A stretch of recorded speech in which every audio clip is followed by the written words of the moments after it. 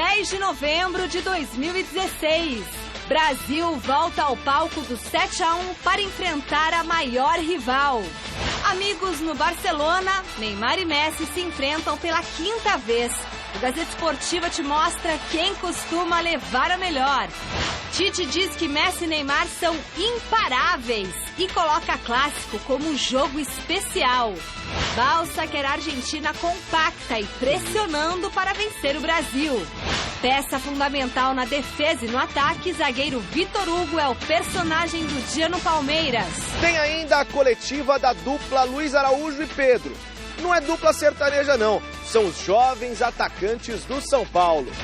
E ainda, as notícias de Santos e Corinthians e a visita dos pilotos da Toro Rosso à Arena do Timão. Olá, boa noite, gente! Daqui a pouquinho, às 9h45, vai começar um dos maiores clássicos do futebol mundial. O Brasil, líder das eliminatórias com 21 pontos, enfrenta a Argentina, 6ª colocada, com 16.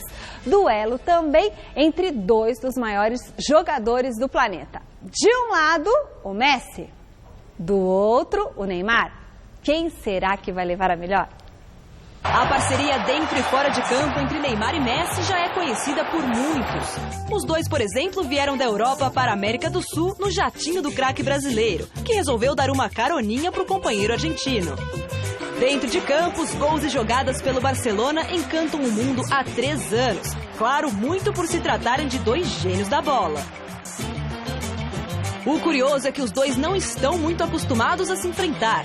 Até hoje, isso só aconteceu em apenas 4 oportunidades, sendo 3 vezes no duelo entre Brasil e Argentina e uma no embate entre Santos e Barcelona.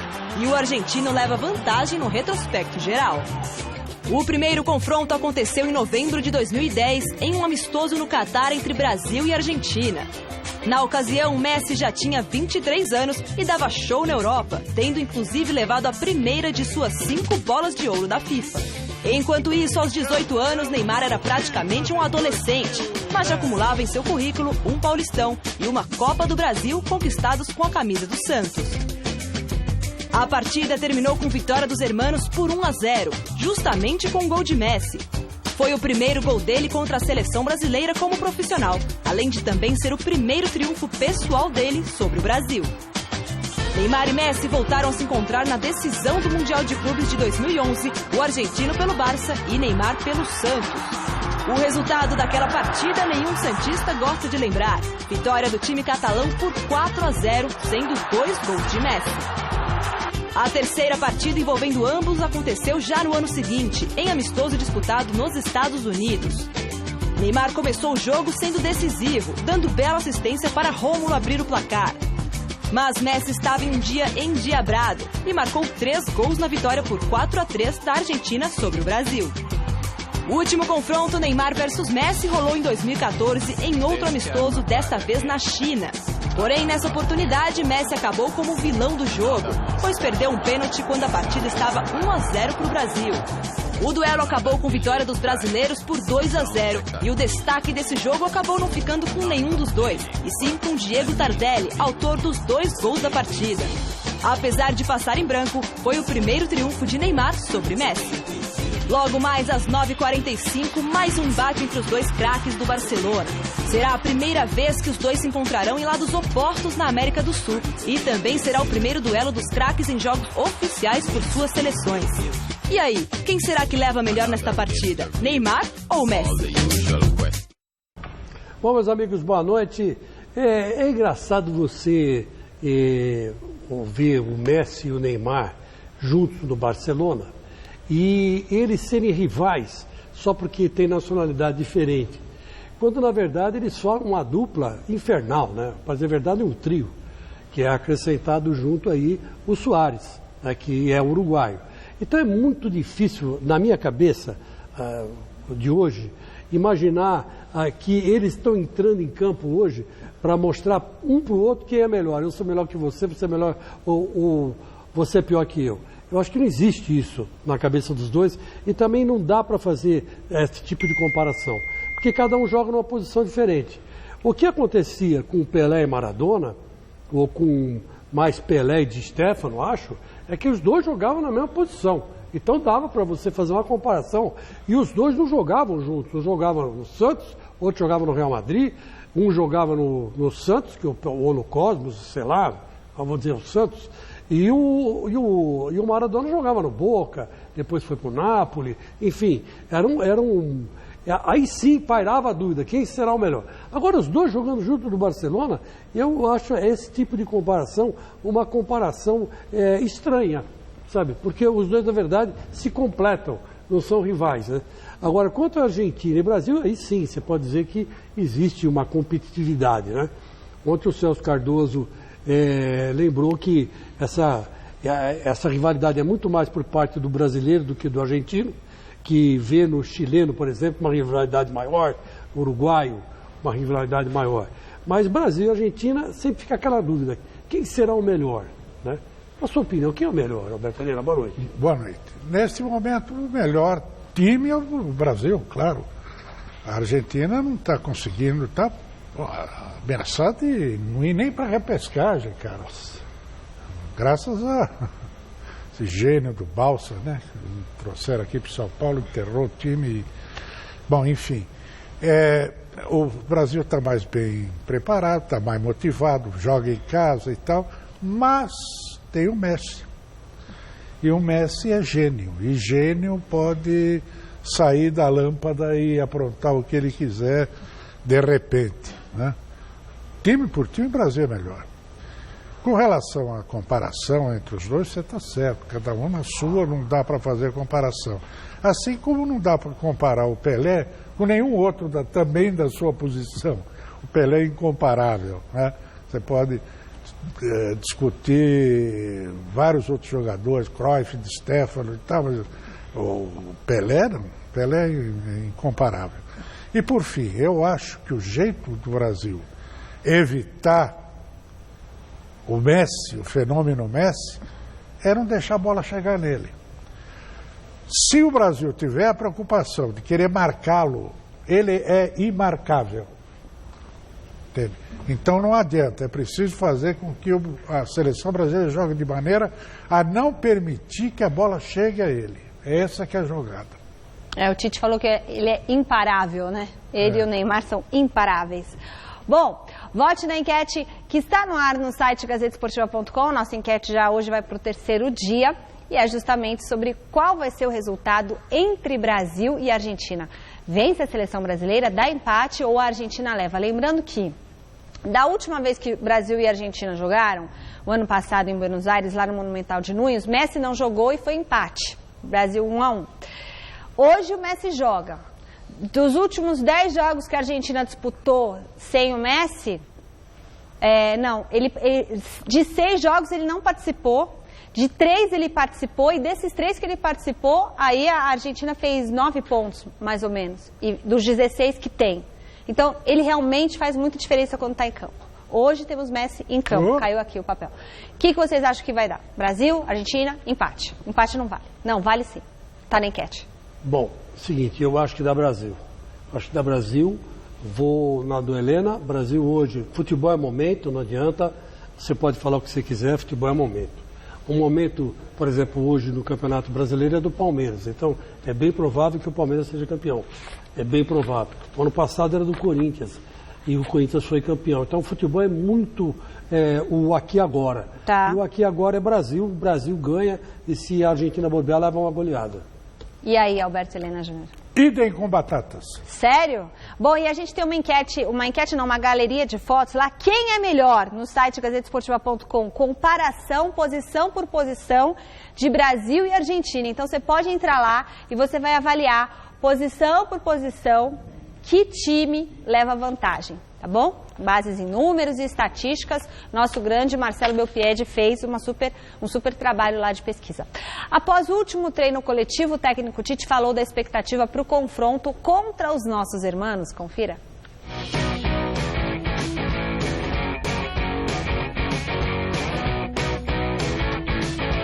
Não vou esconder a hipocrisia de falar que para a classificação ele vale os 3 pontos iguais. Porém, a dimensão que o clássico traz a história das duas equipes. Ele tem um componente diferente, sim.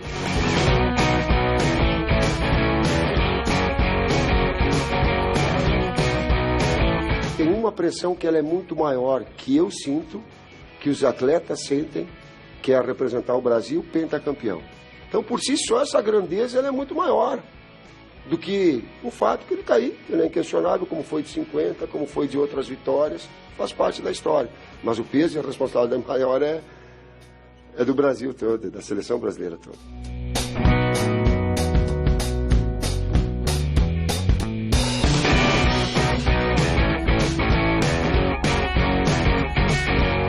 Não se para Léo Messi, não se para Neymar, se diminui ações. Pode diminuir o número de participações. Aí o que eu vou fazer? É essa a pergunta? Não vou dizer o que eu vou fazer.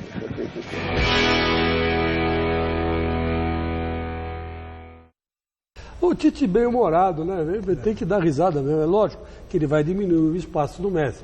Vai fazer aquilo exatamente que você disse, é não deixar a bola chegar nele. Eu acho que ali o melhor seria fazer uma marcação avançada, pressionar a Argentina, porque a Argentina vai jogar com muitos volantes, jogador que não tem habilidade para sair jogando, pressionar, jogar o estilo do Messi no Barcelona, sabe? E aí, nesse caso, eu acho que até caberia mais o Douglas Costa do que o Paulinho. O Douglas Costa aberto, com o Felipe Coutinho fazendo o terceiro homem de meio de campo ao lado do Renato Augusto e do Fernandinho. Aí jogava lá pressionando, a bola não chegaria no meio. Se chegasse, ia chegar nele lá no meio do campo. Um tempo para impedir o prosseguimento da jogada. Né? E só para completar, o que eu estranhei, Alberto, é que o Balsa teria dito que o Messi vai jogar enfiado no meio da zaga do Brasil. Porque ele vai jogar todo retrancadinho lá, ele vai jogar lá atrás. Por isso que eu estou dizendo que mas vai ter quem que vai jogar. Dar a bola pro Messi? Vai ser aquela bola perdida, aquela bola que vem lá de cima e tal, e que ele tem uma habilidade... Chutão. Ele tem aquela habilidade incrível de matar a bola e a bola colar no pé dele, não sai de jeito nenhum, nem a pau. Né? Então aí é que pode acontecer alguma coisa. Balsa vai bem no Bumba Meu Boi, né?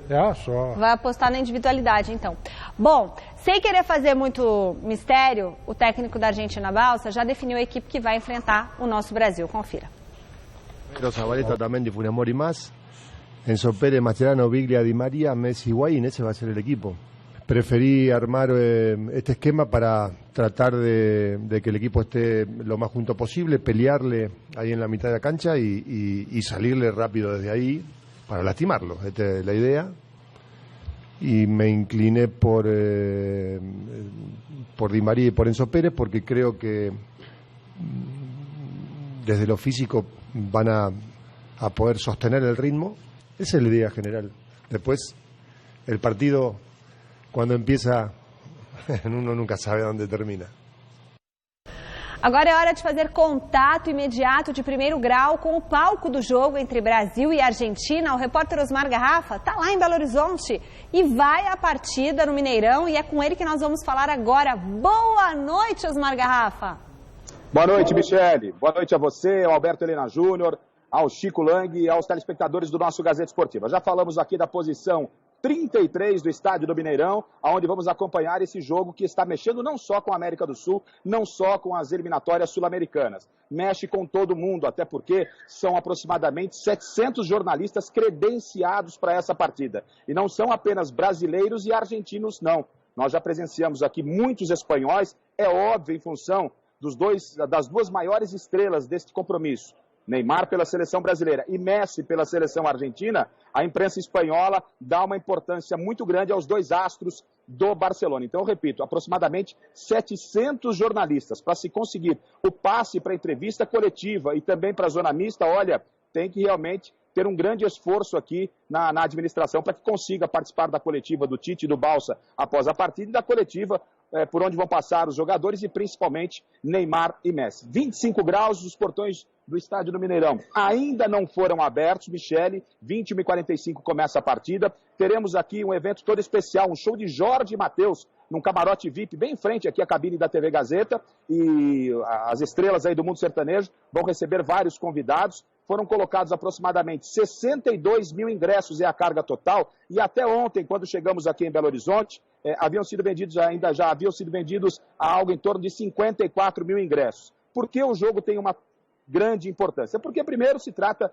do maior confronto das Américas, né? Um dos principais clássicos do futebol mundial, Brasil e Argentina. E outro, pela situação da tabela dessas equipes, né? O Brasil é líder das eliminatórias, com o Tite venceu 4 partidas de forma consecutiva, chegou a 21 pontos, e a Argentina, nesse momento, como já foi destacado aqui no Gazeta Esportiva, está fora da zona de classificação. Ela soma 16 pontos e está na 6ª colocação. Está fora, inclusive, da zona de repescagem. A seleção brasileira está aqui em Belo Horizonte desde a última segunda-feira, treinando sob o comando do técnico Tite, que não poderá contar com o Casimiro. O Casimiro, que foi um dos destaques da seleção brasileira sob o comando do Tite nos últimos 4 jogos, não é verdade? O Casemiro se contundiu e não está relacionado para essas 2 próximas partidas da seleção brasileira. Contra hoje a Argentina e depois a seleção peruana. O Brasil traz como novidades o Marcelo e o Neymar retornando e a Argentina traz o Messi como grande novidade. O Agüero vai para o banco de reservas, enfim. Se respira muito esse jogo, pouco se fala, veja que curioso,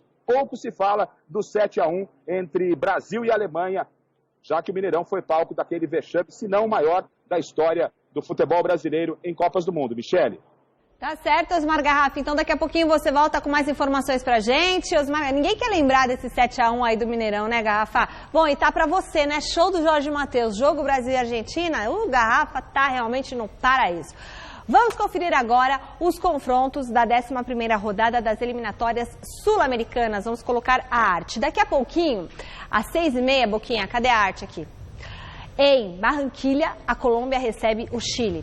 Uruguai e Equador jogam às 9 da noite em Montevidéu. Aí às 9h30 tem Paraguai e Peru em Assunção e Venezuela e Bolívia no estádio Monumental de Maturim, na Venezuela. Fechando a rodada, o Brasil encara a Argentina lá no Mineirão, 9h45 da noite. Beleza? Ô, Michele, pois não. Queria falar só uma coisinha engraçada. Eu ontem estava pesquisando a vida do Trump, do Donald Trump, e eu descobri 2 coisas, Roberto, incríveis. Ele é um investidor e ele ofereceu $100 milhões para o time do Papa, São Lourenço, há um tempo atrás, questão dos 15 anos atrás. E os dirigentes argentinos acharam que era muito pouco e não quiseram vender. E quando o Pablo Escobar foi pego e dito que foi assassinado até hoje, eu não acredito, mas diz que foi, né? Ele queria comprar o Atlético Nacional da Colômbia. Não sei por quanto, aí não falou o preço. Então quer dizer que esse danado desse Trump, ele gosta de futebol, ele gosta de esporte e gosta de investir. Só que não deu certo nenhum investimento dele aqui, porque os caras não quiseram vender. Mas se ele quiser vir aqui investir no estado do Corinthians, pode vir. Não tem problema nenhum. Trump Tower do Brasil. Aí fica Arena Itaquera, Donald Trump. Arena Trump. Arena Trump. Trump's Arena. Trump's Arena. Arena. Trump's Arena. Não fica bom? Já que ele quer investir, então que invista no estado do Corinthians, ô Trump. Faça uma coisa pela fiel torcida. Ele quer um Trumpique. É um Trumpique. O assunto agora é o vice-líder do Brasileirão, Santos, que promete brigar até a última rodada pelo título. Isto é, se o Palmeiras deixar, né? O repórter Fernando Gavini esteve no CT Repelé acompanhando o treino do Peixe.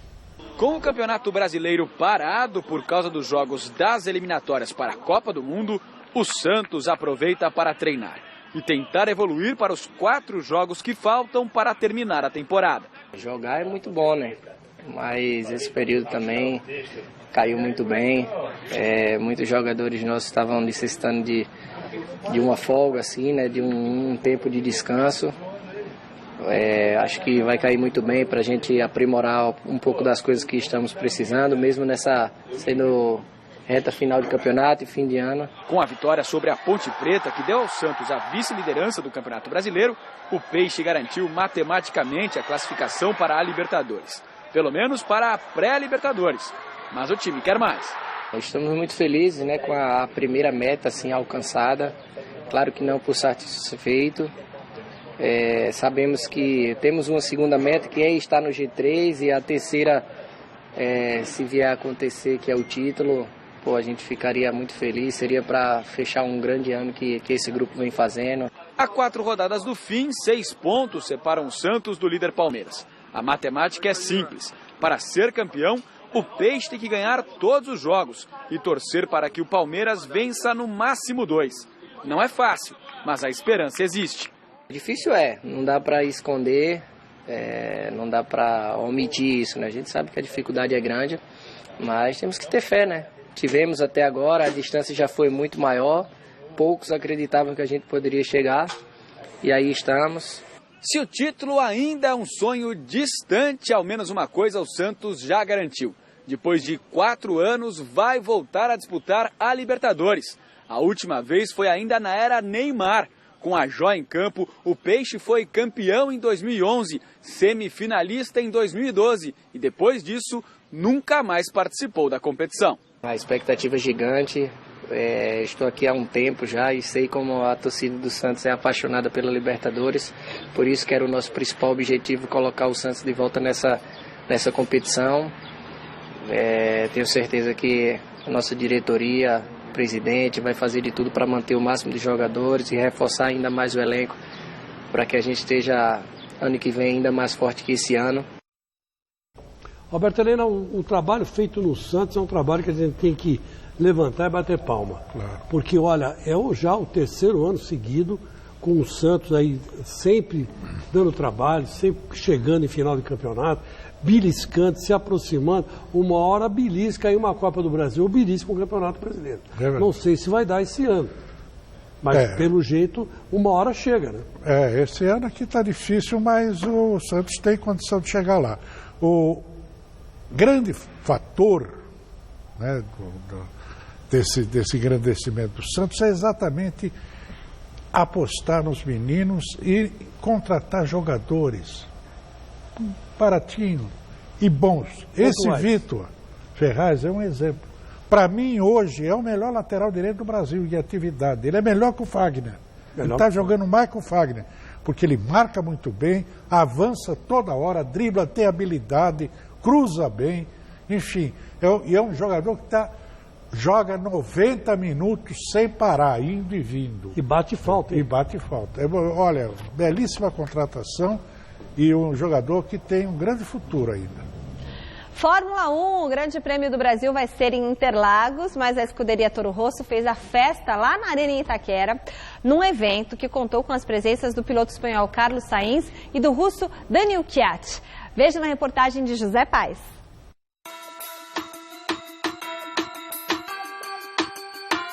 No próximo domingo acontece aqui em São Paulo o Grande Prêmio do Brasil de Fórmula 1. Oportunidade para o Corinthians receber em Itaquera os pilotos da Toro Rosso, Carlos Sainz e Daniil Kvyat. Existem grandes campeões vindos do Brasil na Fórmula 1. A corrida aqui sempre foi um grande clássico do nosso calendário. Com certeza é muito legal ter essa etapa aqui na Fórmula 1. E eu acho que será assim por muito tempo. A junção futebol mais Fórmula 1 tem como objetivo usar a força do automobilismo para fazer o Corinthians engrenar de vez no Brasileirão. A ideia é bem simples. Assim como na Fórmula 1, os jogadores de futebol precisam ouvir atentamente as instruções de quem vê tudo à distância. Nesse caso, o professor Oswaldo de Oliveira, recém-chegado ao clube, tem tido um trabalho danado para ajustar as peças da equipe. O time não vence há 3 jogos e o sinal de alerta segue ligado no elenco. E é justamente para tentar colocar o Corinthians de volta no eixo nesse campeonato brasileiro que os pilotos da Toro Rosso resolveram dar uma aulinha de direção em um simulador aqui em Itaquera.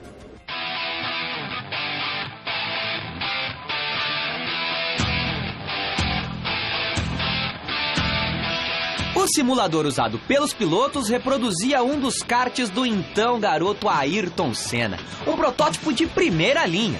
Chance para o Corinthians se inspirar em um dos principais torcedores do clube e voltar a ter a vitória como tema ainda este ano.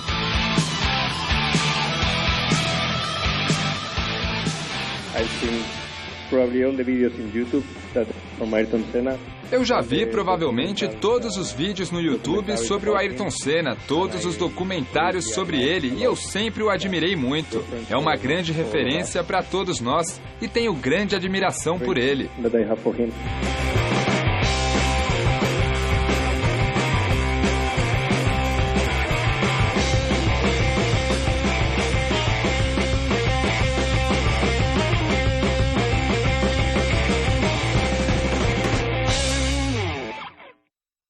Esse final de semana vai ser muito bom, né? Mas olha, nem só na hora da festa a Arena Corinthians é assunto aqui no Gazeta Esportiva, viu? Uma suspeita de fraude na construção do estádio do Timão é o destaque que a gente traz hoje para vocês do site gazetesportiva.com.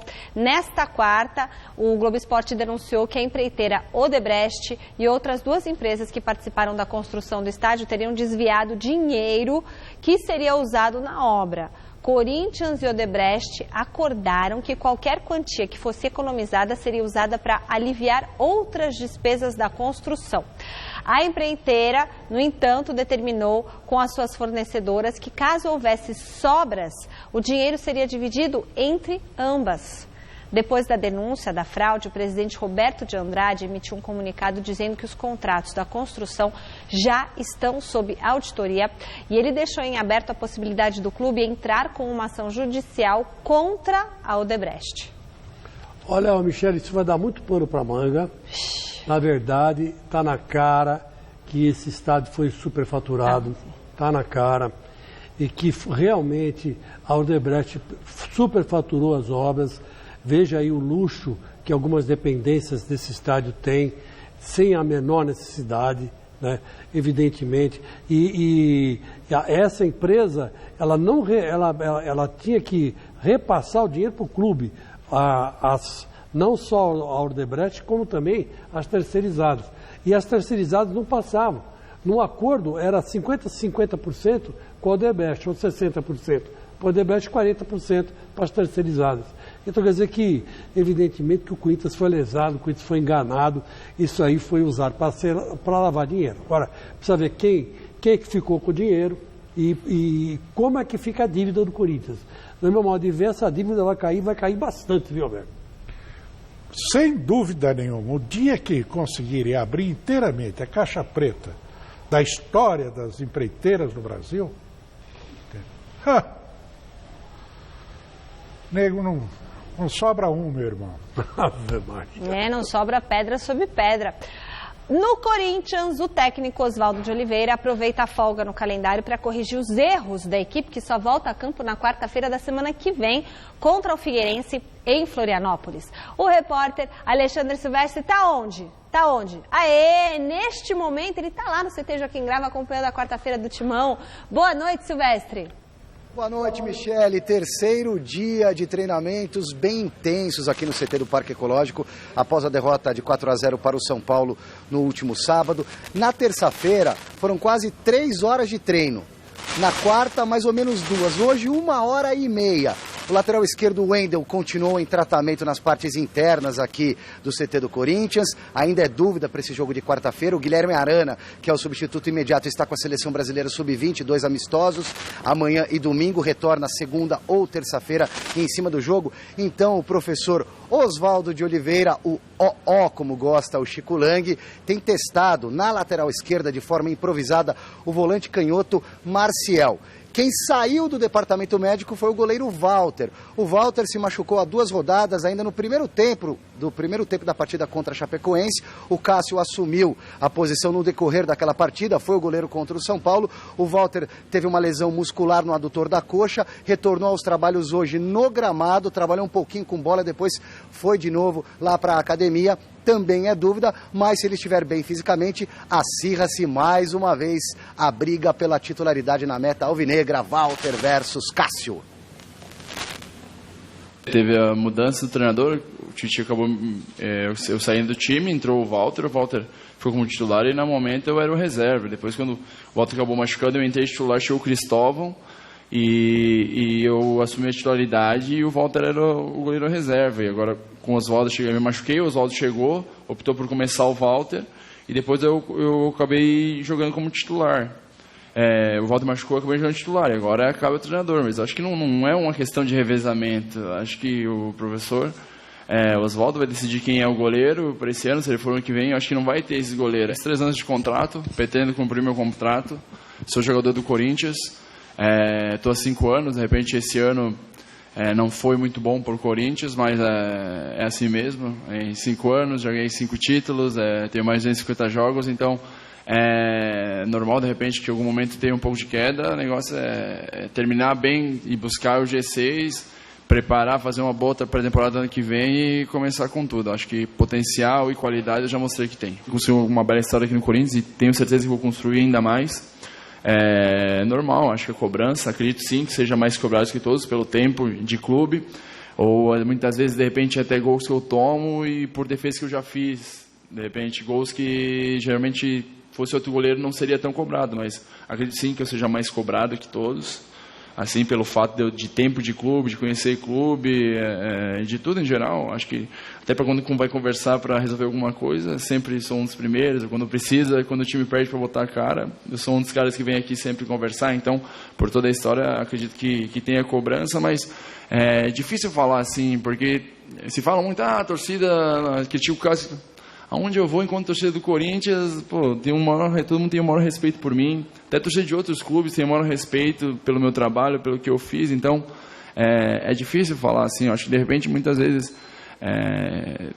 pelo momento, pela situação, de repente pode ser uma cobrança um pouco maior, mas futebol é assim mesmo. E Corinthians vai ser sempre assim, não só aconteceu comigo, como outros jogadores que estão consagrados aqui, que sempre foram criticados. A gente vê de fatos de Marcelinho Carioca, que é um jogador, de Edilson, um cara que foram vitoriosos aqui, Vampeta, que tiveram esses momentos de cobrança. Então não acho nada de normal, estou focado sempre em ajudar o Corinthians dentro e fora de campo. E o Rivelino, né, para quem não se lembra, deixou o Corinthians em 1974 para jogar no Fluminense. Foi muito criticado naquela oportunidade pela perda do título do Campeonato Paulista diante do Palmeiras no Morumbi lotado de corintianos. Faz parte da vida, Cássio, né? Quem presta ótimos serviços também é mais cobrado pelo que já fez. E para tentar melhorar o rendimento do time no ano que vem, quem sabe até com essa vaga na pré-Libertadores, o Corinthians está se reforçando. Já são 2 jogadores que estão chegando. O Luigi será apresentado, uma promessa, um atacante de beirada de campo que vem do CRB de Alagoas. O Jô, já conhecido da galera corintiana, há 11 anos distante do Corinthians, retornando ao Parque São Jorge, retornando ao Esporte Clube Corinthians Paulista. E o Wagner em vias de assinar contrato. O Wagner, um meio-campista experiente, 31 anos, com ótimos serviços prestados ao Cruzeiro, ao Fluminense, jogou no exterior, estava na China, rompeu o contrato dele unilateralmente com o clube chinês no meio do ano, tem jogado pouco nessa temporada. É bem provável que o Wagner assine assim que a FIFA der o aval, já está tudo acordado, e que ele realize exames médicos, físicos e clínicos já na próxima segunda-feira. Michele. Alexandre Silvestre, muito obrigada por todas as informações. Chico Lang. Minha querida Michele, se coloca um pouco no lugar do Cássio. De repente você vai jogar no gol, o seu lateral direito é o Alessandro, o seu zagueiro central é o Paulo André, o quarto zagueiro é o Chicão, o Leandro Castan, e o seu lateral esquerdo é o Fábio Santos. Aí você é campeão da Libertadores com esse time, você é campeão mundial com esse time, há uma renovação, mude-se os laterais, o Fagner, entra o Gil, entra o Felipe, entra o Wendel, você é campeão brasileiro assim mesmo, vai disputar a Libertadores de novo, e agora no próximo jogo do Corinthians você nem sabe com que zaga o Corinthians vai jogar. Lateral direito deve ser o Léo Príncipe, um zagueiro central é um garoto de 17 anos que vem da base, porque não tem ninguém para jogar, está todo mundo suspenso ou na seleção, e deve jogar ao lado do Pedro Henrique, que todo mundo sabe que também não é nenhum sábio, experiente, velho sábio chinês, né? Então, quer dizer, é tudo garoto. Então, você imagina, se coloca na posição do Cássio. É difícil para um goleiro como ele comandar uma zaga que nunca jogou junta e que tem uma média de 20 anos. Aí você fala, não, mas os caras vão entrar e vão arrebentar. Pode até acontecer e eu queimar minha língua, mas a probabilidade de dar errado é muito grande. Você joga com uma zaga assim, você tem que obrigatoriamente jogar na defesa. Eu não gosto de jogar na defesa, mas nesse caso, você tem que jogar. Ou o mestre pensa diferente? Não, eu acho que isso tudo tem sentido. Ninguém é contra o Cássio. Quando o Cássio diz assim, todo mundo gosta de mim e tal, todo mundo gosta mesmo dele. Jogou muito bem, um bom goleiro, não tem nada. O que acontece é que o Walter tem se revelado melhor do que ele. Então isso me remete aqui a um passado muito distante, que vocês nem tinham nascido ainda, que era a briga do Cabeção e do Gilmar no Corinthians. Mas eu me lembro. O Cabeção era um jogador que foi formado na base e era um extraordinário goleiro. E o Gilmar veio no contrapeso da contratação do CCA, que era um volante, que nem ficou no Corinthians, voltou para o Jabaquara, era do Jabaquara. Jabaquara era o time que caía todo ano e nunca caía. Amarelinho, jogava no amarelinho. E o que aconteceu? O Gilmar simplesmente se transformou no maior goleiro da história do futebol brasileiro de todos os tempos. Verdade. Mas durante esse período em que ele e o Cabeção disputavam, por pouco o Gilmar não foi rifado. Um jogo contra a Portuguesa de Esportes da época, era um timaço. O Corinthians tomou de 7-3. O Gilmar não cometeu nenhum frango, mas ficou... Levou 7. Levou 7 gols. Então aí ele só foi se recuperar depois de uma excursão para o exterior do Corinthians. E depois se transformou no maior goleiro da história do Brasil, tanto na seleção brasileira quanto no Corinthians, quanto no Santos. Então é engraçado isso, essas brigas de vez em quando ocorrem. E o Corinthians, então, elas tomam um vulto muito maior. Nossa, a mesma coisa. E no Palmeiras, Oberdan e Fábio, né? Já que nós estamos lembrando dessa mas aí não dá para comparar. Não dá. O Oberdan era bem melhor. Só para rapidinho, Chico, sobre esses treinamentos de 3 horas você é a favor ou contra? Eu sou contra porque estamos no final da temporada, né? Isso no começo da temporada está a seu favor. Mas agora em final da temporada tem que dar um tempo. Relaxar a musculatura, rezar um Pai Nosso, Ave Maria, para tentar classificar entre o G6. Beleza. Bom, no São Paulo, os destaques da entrevista coletiva desta quarta foram as presenças de quem? 2 apostas que vieram das categorias de base e pela primeira vez encararam uma sala ali, cheia de jornalistas. Veja com Vinícius Rodrigues. Pedro e Luiz Araújo. Ou Luiz Araújo e Pedro. Poderia ser o nome de uma dupla sertaneja de sucesso. Mas, na realidade, é uma dupla que usa os talentos com a bola. O Luiz já marcou pelo profissional no clássico contra o Corinthians. O Luiz joga pelas beiradas do campo. O Pedro é mais centroavante de área. Ambos têm 20 anos de idade e vivem o sonho de jogar futebol profissional. Mas com grandes poderes vem grandes responsabilidades. Eu vou confessar que fico um pouquinho nervoso pela primeira vez. Quando vai respondendo as perguntas, vai batendo papo, acho que já estou um pouco mais tranquilo.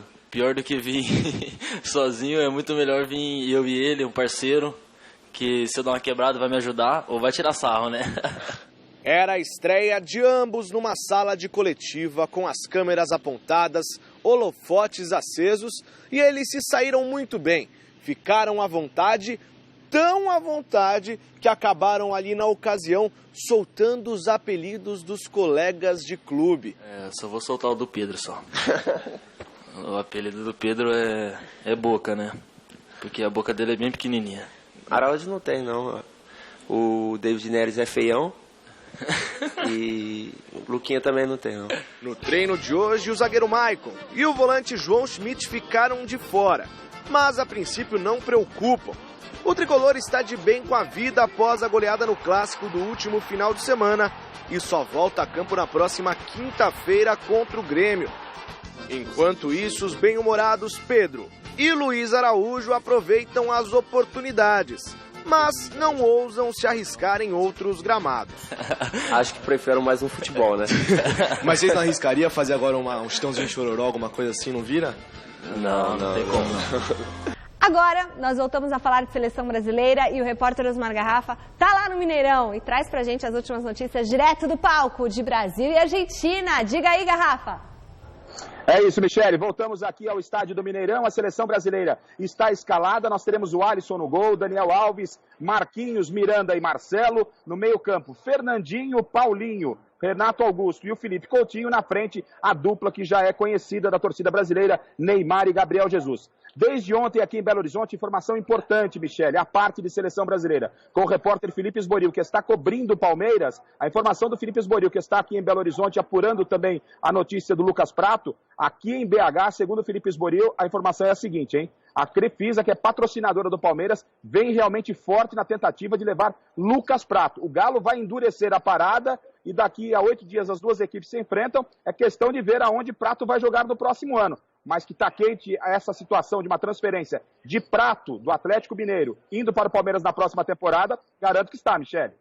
Tá certo, Garrafa. E você, como treinador, como campeão, aí em terceiro lugar da Copa CESP, você espera o que desse jogo? Vai dar Brasil, vai dar Argentina, espetáculo do Brasil ou não?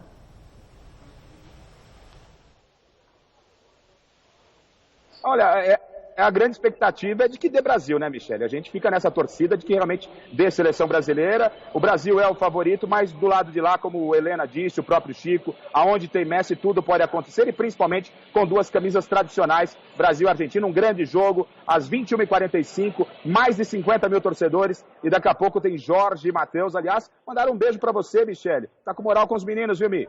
Oh, valeu, obrigada, viu, Garrafa? Obrigada, bom trabalho para você, bom jogo. Amanhã a gente traz a reportagem completa de Osmar Garrafa aqui no Gazeta Esportiva, certo? Adversário do Palmeiras, o Atlético Mineiro tem chances remotas de ficar com o título, mas vê o jogo com o Verdão como uma boa oportunidade de testar e motivar o elenco. E assim como nos outros clubes que ainda têm o que disputar neste final de ano, a semana sem jogos foi muito bem-vinda. É um jogo muito importante, então a gente ganhando o jogo do Palmeiras com a equipe que está lá em cima, então vai nos trazer uma confiança a mais. Então vai trazer uma confiança a mais e a gente também tem que brigar lá na parte de cima, chegar o mais próximo possível dos primeiros colocados, que é de suma importância também, e classificar direto para a Libertadores, e nos traz uma confiança também maior para enfrentar o Grêmio na final. Creio que a nossa equipe é uma das melhores do país. Eu acho que isso tem que ser a nossa motivação. A gente vai enfrentar o primeiro colocado, o qual a gente acha que o nível da nossa equipe é tão bom quanto. Então, acho que é trabalhar e mostrar, medir forças com eles e mostrar pra gente e para quem está vendo o quão bom é a nossa equipe, que de repente durante o ano todo mundo falou tão bem da gente. Acho que está na hora da gente provar, é um clássico, é um jogo que motiva qualquer uma pessoa a dar o seu melhor dentro de campo. Mestre Alberto Helena, vamos supor que por alguns instantes você fosse o Marcelo Oliveira e tivesse um Palmeiras pela frente e tivesse com chances de ganhar e continuar brigando até por um título, matematicamente pelo menos, e teria também a Copa do Brasil. O que você faria? Você optaria por um torneio ou por outro ou tentaria os dois? Eu acho que deveria tentar os dois, dá tempo. E acho que o Atlético tem time para ganhar. Depende agora da postura do Atlético em campo. Né? Muito bem. Tá certo. O líder do Campeonato Brasileiro é o assunto agora aqui no Gazeta Esportiva. Lá na Academia de Futebol do Palmeiras foi dia de entrevista do sempre bem-humorado Vitor Hugo, e o repórter Adriano Dolph é quem nos traz as notícias do Verdão. Na tarde desta quinta-feira, o treinamento aqui na Academia de Futebol foi quase que inteiramente dedicado à valorização da posse de bola. O técnico Cuca dividiu o elenco em 3 times em campo reduzido. Fora aqui das 4 linhas, marcou presença o presidente do clube, Paulo Nobre. Nas conversas com a imprensa, ele disse que não está pensando na próxima temporada em 2017. Mas é certo que o dirigente já negociou com 3 jogadores que foram destaques neste campeonato brasileiro. O meio-campo Johan, da Chapecoense, o atacante Queno, do Santa Cruz, e ainda o jogador Rafael Veiga, do Coritiba. Todos esses jogadores, inclusive, já estão negociando tempo de contrato e também o valor do salário. Na próxima semana, o Palmeiras enfrenta o Atlético Mineiro fora de casa. Jogo importantíssimo e talvez decisivo para o Verdão conquistar o título brasileiro. Meu caro Alberto Helena Júnior, eu nunca vi palmeirense tão desesperado na minha vida como estão agora. Não, é proibido falar que é campeão, nunca vi isso. O ano passado o Corinthians estava para ser campeão e todo mundo falava, não, o Corinthians vai perder, e todo corintiano acreditava que ia ganhar. Agora com o palmeirense, está na cara que vai ser campeão e os caras não falam isso, que dá azar. É porque o Cuca é supersticioso, mestre? É por isso? Isso me faz lembrar aquela decisão de 76, né? 74, o Palmeiras e Corinthians, em que 74. O Corinthians tinha que ser campeão de qualquer jeito, estava na fila há 50 mil anos e tal.